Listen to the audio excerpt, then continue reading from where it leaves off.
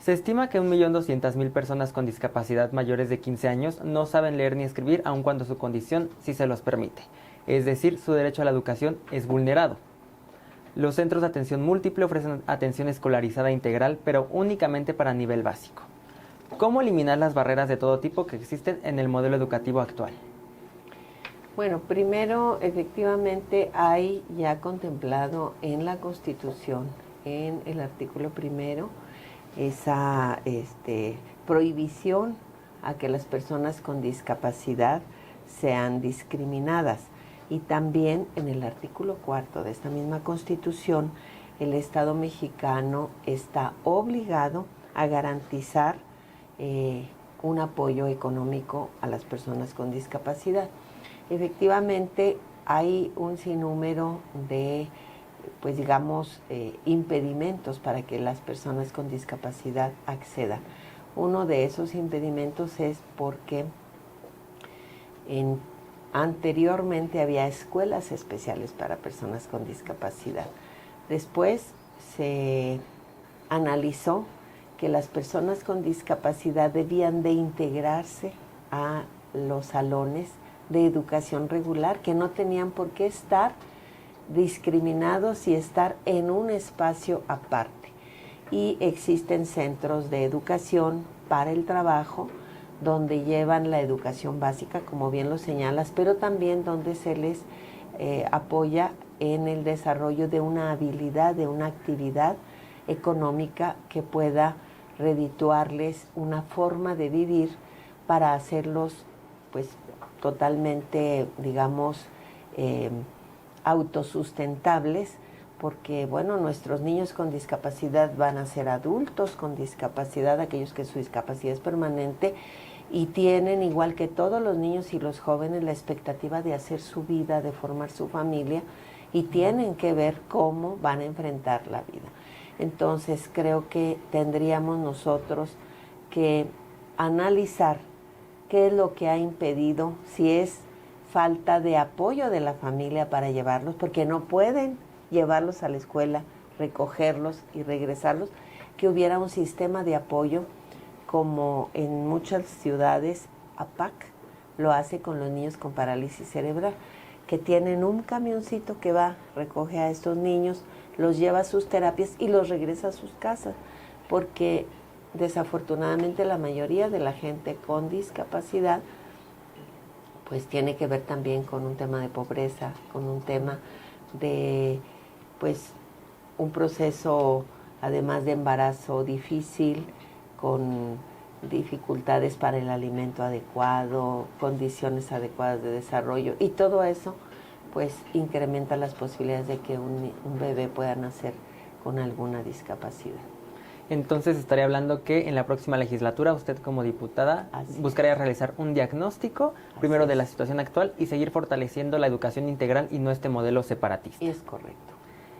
Ahora, siguiendo esta misma línea de educación, hablando de personas con discapacidad visual, apenas el 1% de los libros de texto vienen en formato braille o de macrotipos, que son estas letras un poco más grandes. ¿Qué hacer para aumentar esta producción? ¿Es suficiente con colocar el tema en la mesa y sensibilizar a los titulares educativos? ¿O es necesario que desde la ley se estipule un porcentaje específico de presupuesto para la producción de estos materiales y también un mínimo de producción general de estos libros? Bueno, hay dos temas como se está atendiendo. Efectivamente, un porcentaje que es muy básico y que sí debería de incrementarse de la reproducción de los textos, de los libros de texto, en esta escritura braille que permite que ellos mismos vean. Aunque tenemos también los audiolibros. Esos audiolibros también sirven para aquellas personas que su discapacidad solo es visual. Es otro mecanismo para que ellos puedan acceder a los conocimientos. Pero sí, sin duda, pues todo pasa porque haya un presupuesto público para incrementar la cobertura de acceso a estos libros en lenguaje braille o acceso a audiolibros, pues para la mayoría, y que en este caso pues son materiales electrónicos, el audiolibro, que podría ser mucho más fácil llegar a todas estas personas. ¿Y usted buscará igual defender este presupuesto o que se considere que se contemple la creación del presupuesto? Sí, de hecho nosotros, como ustedes saben, yo soy diputada por el grupo parlamentario del Partido del Trabajo. El Partido del Trabajo en esta legislatura que está por concluir presentó una serie de iniciativas para la inclusión y el apoyo a las personas con discapacidad, no solamente en materia educativa, en materia de infraestructura civil, en instituciones públicas y en todos los permisos que hay de construcción, que se incluya la viabilidad del acceso, que no haya, por ejemplo, pues obstáculos arquitectónicos que a veces por hacer bonito un lugar lo hacen muy complicado para que las personas con discapacidad y poca movilidad puedan accesar en esa materia, en materia del deporte, en materia de salud. En muchos aspectos presentamos iniciativas, pocas fueron aprobadas de todas las que presentamos, y eso pues nos obliga a que nuevamente en esta próxima legislatura retomemos muchas de esas iniciativas que ya fueron presentadas y que ustedes las pueden encontrar en el diario de los debates donde se presentó la iniciativa. Muchas se quedan en las comisiones sin que sean dictaminadas. ¿Por qué? Pues porque hay si vieran la infinidad de iniciativas y nosotros decimos, pues vamos conciliando con todas las fuerzas políticas para que impulsemos las que haya condiciones políticas para que transiten y en lugar de llenarnos de muchas iniciativas, vayamos avanzando con paso firme. Ahora justamente mencionaba el tema del mobiliario urbano. De acuerdo, si seguimos con el mismo ritmo de accesibilidad que actualmente sostenemos, México tardaría 230 años en llegar a una totalidad. ¿Cómo lograr que los municipios y las alcaldías, que son los gobiernos más cercanos a la población, cumplan con la accesibilidad en el espacio público? Lo planteo sobre todo en calles secundarias, que son las que a ellos les corresponden, porque lo cierto es que si bien hoy ya se considera en la ley, pues no lo están cumpliendo. Tal vez es un tema presupuestal. ¿Cómo ayudar a los gobiernos locales, a los más cercanos, a que generen una accesibilidad en el espacio urbano? Bueno, sin lugar a dudas, esto tiene que ver con que se destine recurso específico y etiquetado para la adecuación de las calles y los accesos a los servicios más básicos a los que tiene necesidad una persona con discapacidad, por ejemplo, de movilidad, acceder, por ejemplo, que pues a los centros de educación, a los mercados, a los servicios de taxis, no sé, pues a lo que todos en la vida común requerimos. Entonces, sí se requiere que le otorguemos un presupuesto etiquetado con ese propósito y que se supervise, y que quien no lo invierta en eso o no haga el recurso, lo traduzca en obra real, pues que tenga una sanción y que vaya en contra de otras montos de presupuesto, de tal manera que los obliguemos, porque parece mentira, pero para muchas gentes a veces que tienen responsabilidad de ser gobierno no tienen esa sensibilidad. Creo que a veces tendría que pasar que uno tuviera a alguien cerca de tu familia con este tipo de discapacidades como para tener esa sensibilidad. Pero la ley tiene que ser la herramienta para obligar a que lo hagamos en el menor tiempo posible y no esperar 230 años. Sí. Y por último, para este eje, apenas el 1% de las páginas de Internet que se crean en México son accesibles. Si bien el Instituto Federal de Telecomunicaciones ya obliga a los concesionarios a generar este tipo de páginas accesibles, lo cierto es que tampoco ocurre. También obliga a que haya intérpretes de lengua de señas en los noticieros, al menos en los de mayor rating, y tampoco pasa. ¿Usted se comprometería o qué acciones implementaría para que las páginas realmente sean accesibles, al menos las de la esfera pública? Pues es que volvemos a lo mismo. Nuestro marco legal está ya en ese sentido avanzado. Es decir, hay leyes que obligan a los concesionarios, por ejemplo, de la comunicación, a que lo hagan. Si no lo hacen es seguramente porque no hay una acción de, pues ahora sí que de sanción. Ujú. Porque si no hay algo que nos obligue y que vaya a impactar en lo que más les duele, que es el dinero, que tendría que ser una sanción económica, por ejemplo, va a ser difícil que lo hagan. Yo he visto programas de mucho reconocimiento que sí están las personas de lengua de señas mexicana a la par de los pues comentaristas o de los periodistas que están dando las notas del día, pero efectivamente son pocos y debía de ser pues un tema general. Incluso hay muchísimos hombres y mujeres que han estudiado el lenguaje de señas y que están dispuestos, pero no hay quien los contrate. Y sin embargo no se cumple con esta obligación que tienen. Entonces lo que tendríamos que hacer es ponerle dientes a las sanciones para que los podamos obligar. Perfecto. Ahora, sobre justicia. Le voy a leer un pequeño ejemplo. Arturo Medina Vela es una persona con discapacidad psicosocial e intelectual que fue acusada, procesada y sentenciada por el robo de un automóvil, aunque no sabía manejar. Pasó 4 años en prisión hasta que el Comité de Derechos Humanos de las Naciones Unidas dictaminó que el Estado mexicano no cumplió con sus obligaciones de la Convención sobre los Derechos de las Personas con Discapacidad. 10 años después de la injusta detención, recibió una disculpa del Gobierno de México, pero casos como este se repiten todos los días. Hoy muchas personas con discapacidad están privadas de la libertad debido a la discriminación y barreras que existen en el acceso a la justicia. Como persona legisladora, ¿qué herramientas y acciones planea incorporar para hacer efectivo el acceso a la justicia de las personas con discapacidad? Bueno, lo primero que tendríamos que hacer es revisar esa estadística de cuántas personas están recluidas y revisar su proceso legal. Creo que es una obligación no solamente legislar, sino también gestionar que la ciudadanía en general tenga acceso a los derechos que les están plasmados en la Constitución. Y por otro lado, pues la capacitación y la formación de quienes tienen el primer contacto con un hecho delictivo, que es el Ministerio Público, y que es donde todo va bien o va mal. Porque si una carpeta de investigación no se hace de manera adecuada, seas discapacitado o no, estás en un proceso de manera indebida. Entonces, creo que el punto toral de un proceso judicial apegado a la legalidad y donde se respeten tus derechos pasa porque tengamos ministerios públicos que estén capacitados para hacer su trabajo y que la investigación sea correcta.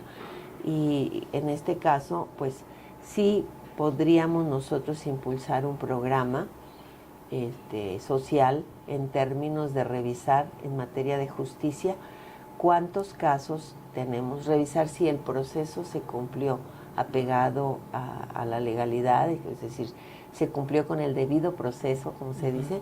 Y a los derechos humanos también. Así es, que están contemplados. El debido proceso incluye que se respeten tus derechos, ¿no? Y que no se armen carpetas al vapor sin atender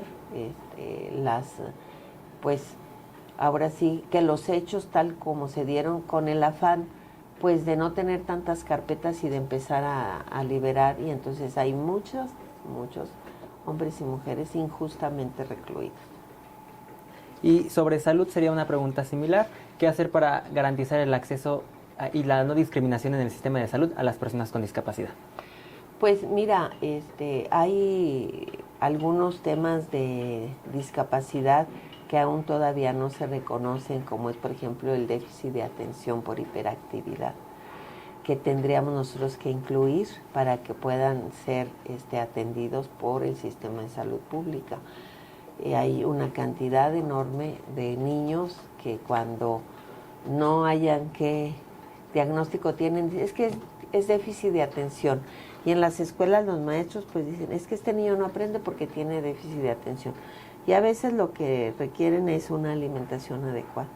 Estamos consumiendo una cantidad enorme de azúcares refinados y de harinas refinadas que establecen y que reactivan tu actividad cerebral como en picos, porque es una alimentación inadecuada, y que a los niños les damos mucho dulce, por ejemplo, y estamos estimulando esa hiperactividad.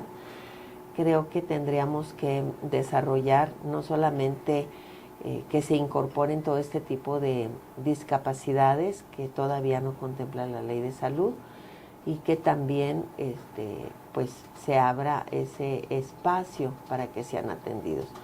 Es un tema pendiente, no solamente en el tema de discapacidad. Creo que sí tenemos un pendiente en este gobierno, porque está por concluir, es precisamente en el tema de la salud, que la pandemia sin lugar a dudas vino a poner en evidencia que toda la infraestructura de salud con la que se decía que contábamos y que durante administraciones pasadas se hicieron inversiones millonarias, pues resulta que eran hospitales que ni había la inversión que se había dicho que había, ni había el equipamiento, ni había las plazas de médicos y personal adecuado, y eso pues surgió de pronto con una crisis como mundial como la que vivimos con la pandemia. Entonces es un tema en el que hay que invertirle y en el que hay que avanzar, y no solamente las personas con discapacidad, creo que todos tenemos algún cercano. Precisamente hace un ratito entregaba yo un acuse de recibo de un expediente de un paciente con cáncer que no tiene, es un pequeño empresario, entonces no tiene ISSSTE, no tiene seguro, porque como empresario no puede ser sujeto de servicio médico como trabajador, y entonces pues también apoyamos para hacer ese tipo de gestiones. Pero ojalá y no se necesitara la gestión, ojalá y nuestro sistema de salud, y hacia allá queremos caminar, sea lo suficientemente eficiente y de cobertura nacional y general o universal, como se dice, para que nadie quede fuera de los servicios de salud.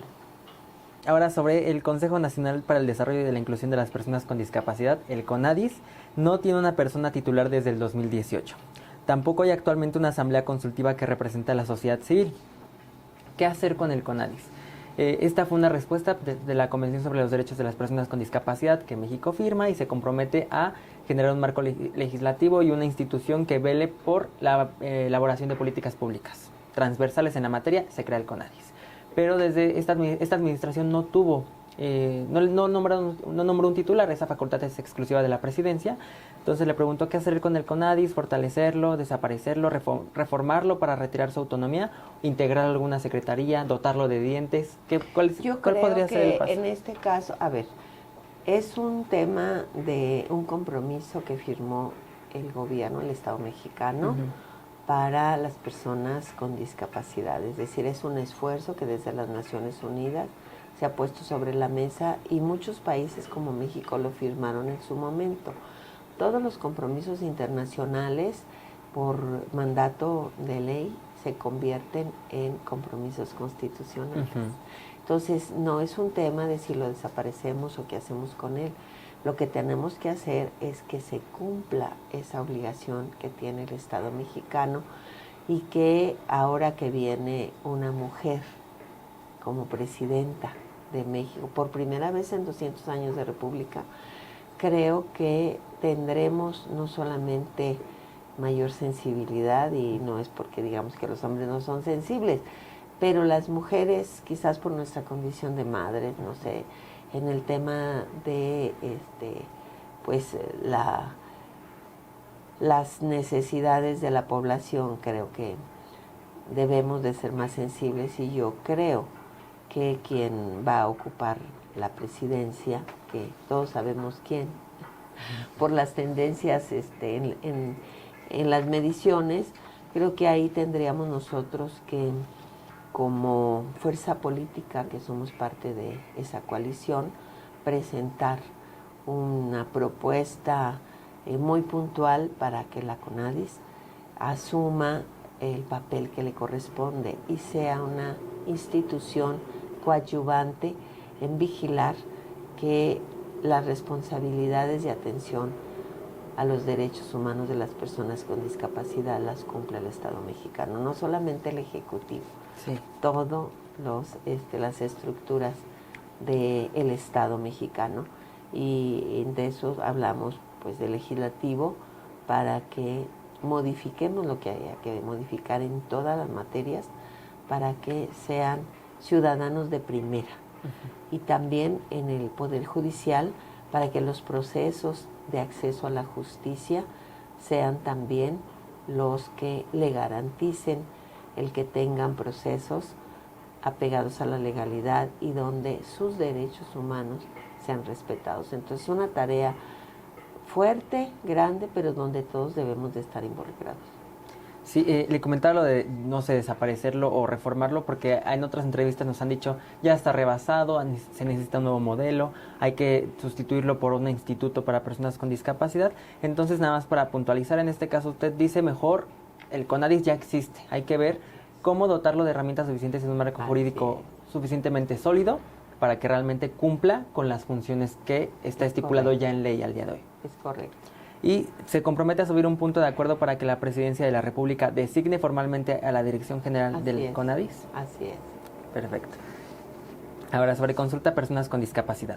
La Convención sobre los Derechos de las Personas con Discapacidad estipula en la obligación, en el artículo 4, la obligación de consultar a las personas con discapacidad y sus organizaciones cuando las autoridades pretendan emitir una norma general, adaptar una acción o medida susceptible de afectar sus derechos o intereses. Es decir, una ley, una norma o un reglamento. Sin embargo, la Suprema Corte de Justicia ha resuelto 60 acciones de inconstitucionalidad en la materia por falta de consulta. Entonces, en este contexto de nula consulta, ¿qué camino se debe trazar para garantizar que se escuche a las personas con discapacidad y sus asociaciones? Es decir, sus compañeros pues no han cumplido, ¿no?, con este requisito, el marco legal ya existe y aún así los propios legisladores se saltan este paso vital. ¿Y en qué se traduce? En leyes o en proyectos que la Suprema Corte tira y es tiempo y recursos desperdiciados. Bueno, nosotros como legisladores tenemos el recurso de lo que es legislar con la sociedad, que son los foros ciudadanos. Los foros ciudadanos sobre las materias que son de interés general y que se requiere escuchar a la población. Así se abrió el foro sobre energéticos, el foro sobre la transición a sistemas de energía limpia, como foros, por ejemplo, para la infraestructura precisamente urbana, cuánto se iba a destinar para el presupuesto participativo. Nosotros hemos hecho foros sobre enfermedades raras, que hay pocas familias, pero con problemas serios de enfermedades raras que por su incidencia pues o no están estudiadas, o no hay especialistas en México, o no hay medicamentos.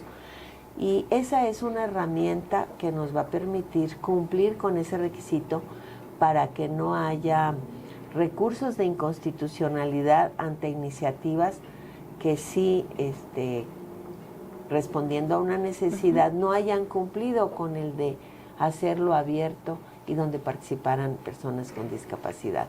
Entonces, lo que nosotros proponemos es que continuemos con esos foros abiertos. Nuestro grupo parlamentario impulsó aquí en esta legislatura un foro para el tema de las personas con discapacidad. Y hicimos un día con discapacidad móvil o de movilidad, y todos los diputados a unas 250 metros de la entrada, aquí sobre Rovirosa, nos pusieron sillas de ruedas para ingresar a la Cámara. No llegamos, Es verdaderamente cruzar, accesar, no, imposible. Y entonces es cuando tú te pones en los zapatos del otro que te das cuenta el gran esfuerzo que realiza una persona con discapacidad móvil, solo por poner un ejemplo, para tener una vida, entre comillas, pues regular, que pueda accesar a lo que cualquier otra persona pueda accesar. Y a partir de ese proceso hubo una iniciativa para que la Cámara donara desde sillas de ruedas especiales, equipo de computadoras con programas especiales para personas con discapacidad. Se hizo un evento muy grande donde los 500 diputados participamos. Entonces hay que continuar por ese camino, por el camino de impulsar los foros para ver esos temas que fueron rechazados por falta de consulta, para que cubramos ese requisito, y si esa ley o esas reformas si atienden a la necesidad real, pues que las volvamos a presentar, ¿no? Pero ya que no nos brinquemos el proceso legislativo para que no haya alguien que lo impugne y que no sabemos por qué razón lo haya impugnado, y que la Corte en su momento haya determinado que efectivamente no se cumplió con la difusión y la consulta a ese sector de la población. Y usted se compromete en la próxima legislatura, de las comisiones de las que sea parte, a hacer puntual señalamiento cuando algún proyecto no contenga la consulta a personas con discapacidad. Es correcto. Y por último, el sistema de cuidados, que es justamente esta parte de la perspectiva femenina que comentamos hace unos momentos. En México hay 5.6 millones de personas con discapacidad que necesitan altos requerimientos de apoyos y cuidados para sobrevivir y realizar actividades de la vida cotidiana, como vestirse, transportarse, comer o interactuar con la sociedad. De estas, apenas un 3% acude a un centro de cuidado. 90% de las personas cuidadoras mayores de 15 años son mujeres. ¿Qué hacer para aplicar la perspectiva de género y quitar esta carga histórica a las mujeres en los hogares, que en ocasiones incluso también son mujeres con discapacidad? Bueno, mira, en esta legislatura nosotros presentamos como grupo parlamentario una iniciativa precisamente para que dentro de la Ley General de Desarrollo Social y la Ley General de Inclusión para las Personas con Discapacidad se incluyera una figura, la figura de asistencia personal.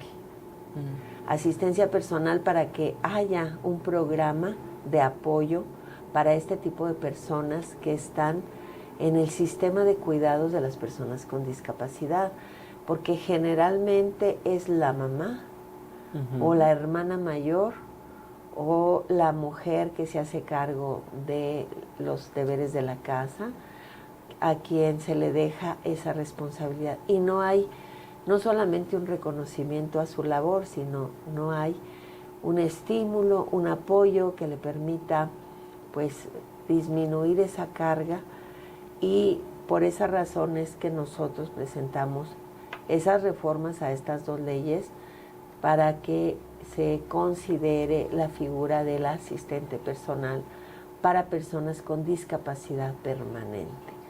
Porque sí, en muchas ocasiones la familia, pues también para solventar sus necesidades de medicina, de algunos apoyos, por ejemplo, la gente que tiene incontinencia, etcétera, pañal de adulto, una serie de cuidados especiales que implican una erogación también permanente. Y la familia pues trabaja para poder buscar cómo solventar eso, y en muchas de las ocasiones la persona con discapacidad, igual que muchos niños, se quedan encerrados en casa. Y hasta la tarde noche que llega el hermano, la hermana, la mamá, el papá, generalmente son las mujeres las que se encargan de estos sistemas de cuidado, pues llegan a tratar de atenderlo las horas que quedaron ahí. Entonces nos parece muy importante que sí haya una figura que reciba un apoyo para quedarse sin tener que salir a laborar, sino que se queden al cuidado y que tengan un ingreso. Ya en esta contienda electoral pues se ha hablado mucho de un sistema de cuidados y un reconocimiento precisamente al trabajo de la mujer, que ha dejado su vida laboral por estar atendiendo la familia, por estar atendiendo a los hijos en edad de estudiantes, por estar atendiendo a los enfermos de la familia, y que una vez que llegan a los 60 años de edad estas mujeres ya no tienen vida laboral, sus hijos ya crecieron, y se quedan solas y sin ninguna pensión y sin ninguna nada. Entonces se está planteando una beca, un apoyo para mujeres de 60 a 64 años que todavía no tienen acceso a la pensión universal porque no han llegado a los 65 años de edad y que están ya en una etapa donde requieren ese apoyo, que además es un reconocimiento a esa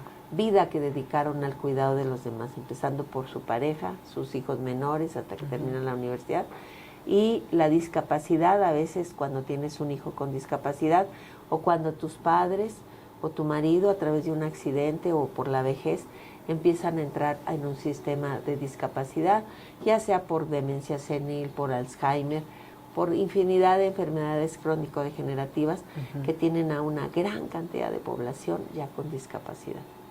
Y sobre este incentivo que recibirían la figura de asistente personal, ¿se tiene un diagnóstico de cuánto sería la cifra que recibirían y cada cuánto?